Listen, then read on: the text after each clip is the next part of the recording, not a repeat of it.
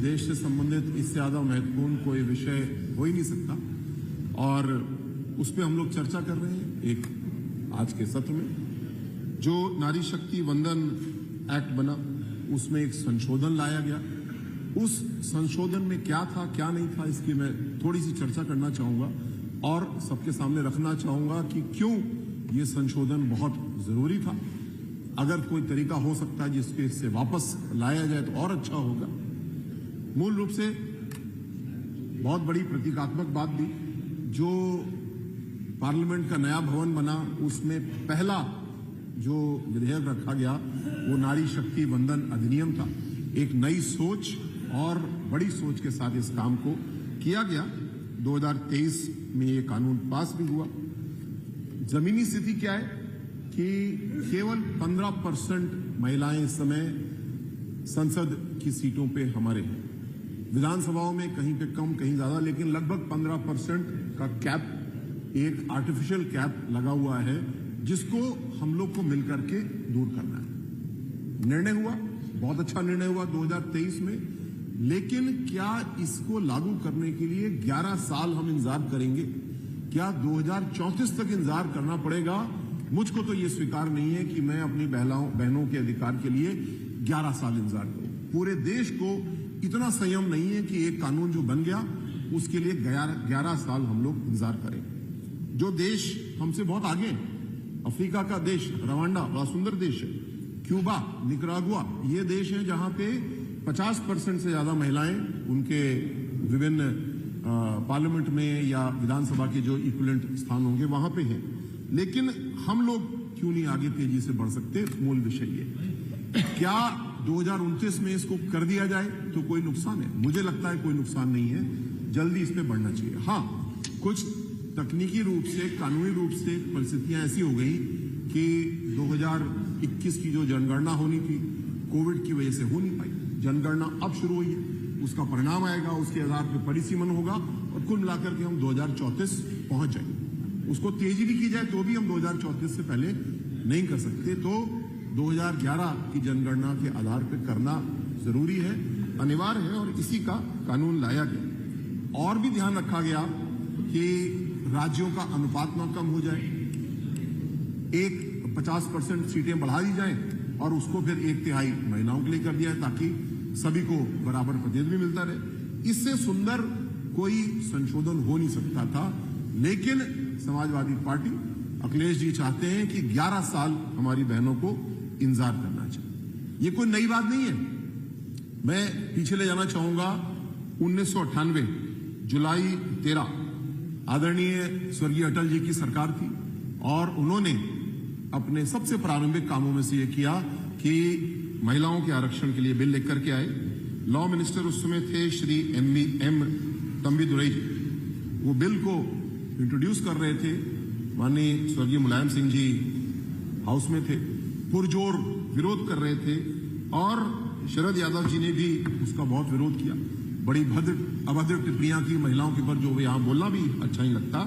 और आरजेडी के सांसद जो अभी भी हैं श्री सुरेंद्र प्रसाद यादव जी, लाल कृष्ण आडवाणी जी तत्कालीन गृह मंत्री जी के पास वेल में पहुंचे, उनके कागज छीने और फाड़ करके वहां पे फेंक दिए। उस बिल को फाड़ के उन्होंने फेंक दिया, लेकिन क्योंकि 2/3 बहुमत चाहिए था वो काम नहीं हो पाया। 1998 की बात मैं कर रहा हूं, आज हम लोग 2026 में वहीं के वहीं। 2010 में यूपीए सरकार थी, पुनः इसके ऊपर विचारण हुआ, राज्यसभा में चर्चा हो रही थी। तत्कालीन उपराष्ट्रपति हामिद अली अंसारी जी थे, उनके मेज पर 7 राज्यसभा के सांसद चढ़ गए, उनका माइक उखाड़ने की कोशिश की, उनके उस बिल को वहां से लेकर फाड़ा और 7 सांसद उस समय निलंबित हुए। उनमें से 4 समाजवादी पार्टी के थे, श्री नंद किशोर यादव जी, श्री वीरपाल सिंह यादव जी, श्री आमिर आलम खान जी और हमारे सामने बैठे हैं श्री कमाल अख्तर जी। क्यों जाकर के ये कमाल भाई के लिए बड़ा अच्छा अवसर होगा अपनी बात को स्पष्ट करने का कि 2010 में आपने ऐसा काम क्यों किया। उपराष्ट्रपति जी के मंच पे चढ़ के बिल निकाला, फाड़ा, बिल फाड़ा, लेकिन पुनः 2/3 बहुमत नहीं हो पाया, बात आगे नहीं बढ़ पाई। आज भी जो बहाना है, बहाना बहुत ही कमजोर है। बहाना यह है कि मुस्लिम महिलाओं को जब आरक्षण होगा तब हम सहमत होंगे। जी, उस पर भी आ रहा हूं, उस पर भी आ रहा हूं। हमारे संविधान में धर्म के आधार पर आरक्षण का कोई प्रावधान है ही नहीं। जब हम डिबेट देखते हैं, कॉन्स्टिट्यूएंट असेंबली के डिबेट देखते हैं, तो 27 अगस्त 1947 को बाबा साहब ने जॉइंट इलेक्टोरेट्स की बात कही। वही बाबा साहब जिन्होंने सेपरेट इलेक्टोरेट्स की बात एक समय में कही थी, उन्होंने कहा कि नहीं, जॉइंट इलेक्टोरेट्स होनी चाहिए और आरक्षित सीटें होनी चाहिए और धर्म के आधार पे आरक्षण नहीं हो सकता, क्योंकि तर्क है, हम ये नहीं कह सकते कि इस धर्म के महिला या पुरुष सब के सब सामाजिक या आर्थिक रूप से पिछड़े, कुछ आगे होंगे कुछ पीछे होंगे। इसलिए जो भी आरक्षण हमारे संविधान में जो मूल सिद्धांत है वो यही है कि सामाजिक और शैक्षणिक पिछड़ापन होना चाहिए, केवल धर्म आधार नहीं हो सकता। सुप्रीम कोर्ट ने भी इस बात को कई बार स्पष्ट किया, लेकिन ये भ्रम फैलाने की कोशिश की जाती है। शायद सोचते हैं कि मुस्लिम महिलाएं इससे आकर्षित हो जाएंगी, लेकिन सभी लोग जानते हैं ये केवल एक आडंबर है, ये कोई तर्क है ही नहीं, बिल्कुल इलीगल इलॉजिकल बात है। अगर करना चाहें तो कभी करके देख भी लें, सुप्रीम कोर्ट से तुरंत इसके ऊपर रोक लग जाएगी। अगर आपको मुस्लिम महिलाओं की चिंता थी तो बहुत अच्छा अवसर था, जब 3 तलाक का प्रकरण चल रहा था, हम लोग ने न्याय किया, आप भी उसका साथ देते, निर्विरोध रूप से वो काम होता, लेकिन फिर भी आपने विरोध किया। आज आप मुस्लिम महिलाओं के पीछे, उनको ह्यूमन शील्ड बना करके उनके पीछे खड़े होने की कोशिश कर रहे हैं, लेकिन इसका कोई लाभ नहीं होने वाला। ये सब लोग इस बात को अच्छे से समझ रहे हैं। मैं एक दो उदाहरण देना चाहता हूं अपने छोटे से अनुभव से, कैसे हमारी महिलाएं आगे आना चाहती हैं और हमारा सिस्टम उनको रोकता है। मैं 2010 में गोरखपुर में डीआईजी एसएसपी का पद था, उस पर कार्य कर रहा था। आदरणीय योगी जी का बहुत आशीर्वाद था, और जिसको आज हम लोग पूरा पेट्रोल सिस्टम बोलते हैं, गश्त का सिस्टम, वो बना रहे थे। तो मोटरसाइकिलों पे सिपाही गश्त करते थे और 5 या 6 स्कूटी भी खरीदी गई। उस पे लड़कियों को लगाया गया, महिला कांस्टेबल्स को, कि तुम ड्यूटी करो। एक लड़की जिसका मुझे नाम हमेशा याद रहता है, पुष्पा यादव, बुधवार को मैं बैठक करता था, सबसे फीडबैक लेता था।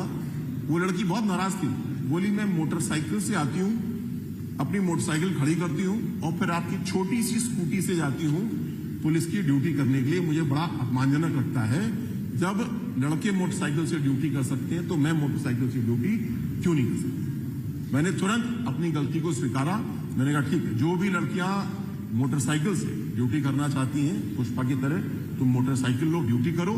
हमारी बेटियां बराबरी चाहती हैं, हमारी बेटियां अवसर चाहती हैं, वो अवसर हमको देना चाहिए। एक दूसरा प्रसंग पुनः मैंने एक बार सोशल मीडिया पे लिखा, आदरणीय योगी जी ने एक स्पेशल पुलिस ऑपरेशंस टीम का गठन किया, उसके लिए कमांडो लिए जा रहे थे। हमारी गलती कि हमने केवल लड़कों को आमंत्रित किया। एक लड़की आई, प्रियंका पवार उसका नाम है, बागपत की रहने वाली है, पहलवान, और वो बोली पुलिस कांस्टेबल कि आपने सर गलती की है और महिलाएं क्या कमांडो नहीं बनेंगी। मैंने कहा हाँ बेटा जरूर, ये तो हमसे गलती हुई। उसका टेस्ट लिया गया, कोई रियायत नहीं की गई, लड़कों के बराबर थी, वो लड़की पास हुई और आज वो उत्तर प्रदेश की सबसे पहली महिला कमांडो के रूप में काम करती है। ऐसे इतने सारे उदाहरण हमारे सामने हैं। हमारी बेटियों को किसी प्रकार के कोई प्रोत्साहन की जरूरत नहीं है, जो जंजीरें लगी हैं उनको खोलने की जरूरत है। फिर हमारी बेटियां, हमारी माताएं ऐसी उड़ान भरेंगी जिसको देख के बड़ा आनंद आएगा। देश को $5 ट्रिलियन की इकोनॉमी बनाने में हमारी बहनों का बहुत बड़ा योगदान है, वो और तेजी से आगे होगा। मैं समाजवादी पार्टी के साथियों से, इंडी गठबंधन से अनुरोध करूंगा कि इसमें बाधा मत बनिए, इसको आगे बढ़ने दीजिए। अगर किसी तरीके से ये दोबारा आ सकता है तो हम इसको दोबारा ठंडे बस्ते से निकालना चाहिए और इसकी ओर आगे बढ़ना चाहिए। इस अवसर के लिए मैं हृदय से बहुत बहुत धन्यवाद देता हूं। आभार। Thank you.